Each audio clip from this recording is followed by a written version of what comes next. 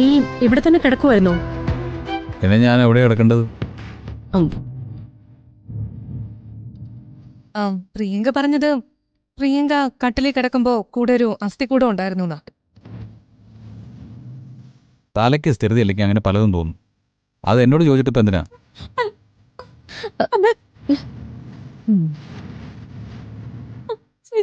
ഒന്നുമില്ല. അവിടെ ഉണ്ടായിരുന്നു. എന്താ എന്താ ഇവിടെ? മുത്തശ്ശി, അതെ, പുതിയ കഥ കേട്ടില്ലേ? ഇവിടെ എൻ്റെ ബെഡ്റൂമിൽ ഒരു അസ്ഥികൂടം കിടന്നിരുന്നു എന്ന്. അത് കണ്ട് പേടിച്ച് നിലവിളിച്ചു വന്ന്.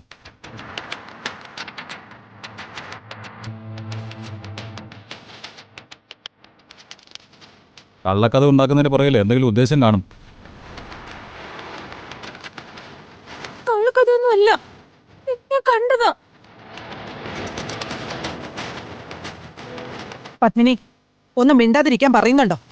ഏതായാലും നമ്മളൊക്കെ ഉണർന്നു. ബാക്കി എല്ലാവരെയും വിളിച്ച് എഴുന്നേൽപ്പിക്കണം. ആ പൂജാമുറിയെ കൊണ്ടുപോയി എന്തെങ്കിലും എടുത്ത് ഒഴിഞ്ഞിടാൻ നോക്ക്. തനിക്ക് വെളിവ് വരട്ടെ. ശ്രീയെ, നീ ഒന്ന് വന്നേ. ചേച്ചി, നീ നന്നായിട്ട് പേടിച്ചിട്ടുണ്ട്. വാ. കണ്ടതാ ശരിക്കും.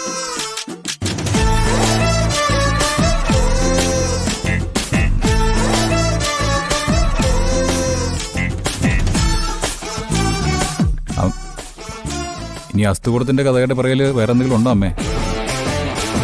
അല്ല, അമ്മയാണല്ലോ ഇപ്പൊ പരീക്ഷണങ്ങളൊക്കെ നടത്തുന്നത്, അതുകൊണ്ട് ചോദിച്ചതാ.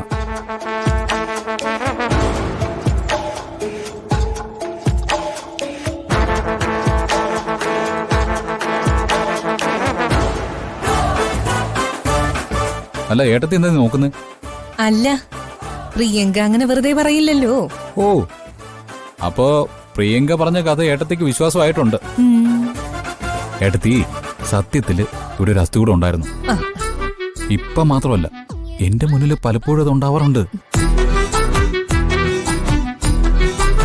അതെ, നമ്മുടെ തൊട്ടപ്പുറത്തെ ശ്മശാനമില്ലേ, അവിടുന്ന് വന്ന് കയറുന്നതാ. ഞാൻ പിന്നെ അവരോട് സംസാരിച്ചും കളിച്ചും ചിരിച്ചും ഒക്കെ അങ്ങ് ഉറങ്ങിപ്പോവും. പിന്നെ ഏട്ടത്തിക്ക് അവരെ കാണുന്ന നിർബന്ധമാണെങ്കിൽ ഞാൻ അവരെ വിളിച്ചു വരുത്താം. അയ്യോ വേണ്ട. ഒന്ന് കണ്ടു നോക്ക് കൽപ്പനെ. നീ ധൈര്യമുള്ള പെൺകുട്ടിയല്ലേ? മുത്തശ്ശിയൊന്നും ഉണ്ടായിരുന്നേ, എനിക്ക് വേറെ ജോലിയുണ്ട്.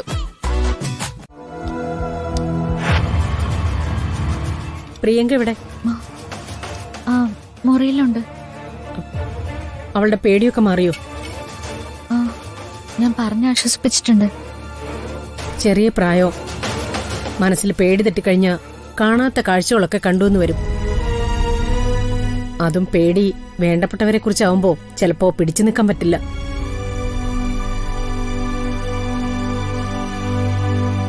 ഞാൻ പറഞ്ഞു തന്ന കാര്യങ്ങളൊക്കെ മനസ്സിലുണ്ടല്ലോ അല്ലേ? ഉണ്ടമ്മേ, ഞാനൊന്നും തെറ്റിക്കില്ല. എന്നാ നല്ലത്. എന്താ മോളെ, കുറച്ചെങ്കിലും ഉറങ്ങിയോ നീ? കുറച്ചേരം ഉറങ്ങിയമ്മേ. ചേച്ചി കൂടെ ഇരുന്നു. മനസ്സിന് എന്തെങ്കിലും പേടി തോന്നിയാ കുറച്ചു നേരം പൂജാമുറി ചെന്നിരിക്കെ. മനസ്സിന് ഭഗവാൻ ആശ്വാസം തരും. റിയ, കൊണ്ടേ വരുന്ന് കൊടുക്ക. ഞാൻ കൊടുത്ത വരുൺ കുടിക്കില്ല.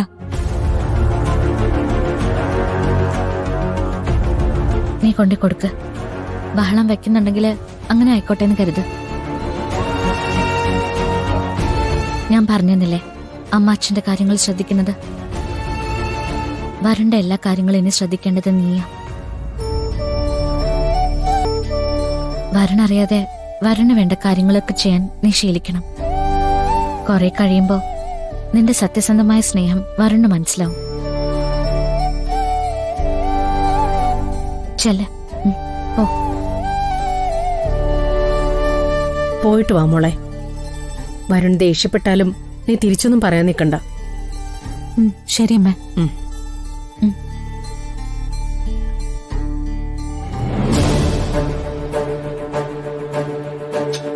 ദേ, ഒരവസരം കിട്ടിയാൽ വരുണിന് നിന്നോട് ഇഷ്ടക്കുറവ് തോന്നണം.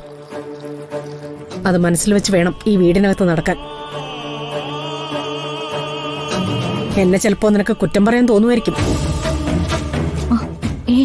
പക്ഷേ അനുജത്തിയുടെ ഭർത്താവിനെ ചേച്ചിക്ക് പിടിച്ചു കൊടുക്കുന്ന ഏർപ്പാടുള്ള അത്ര പരിഷ്കാരമൊന്നും ആയിട്ടില്ല ഞാൻ.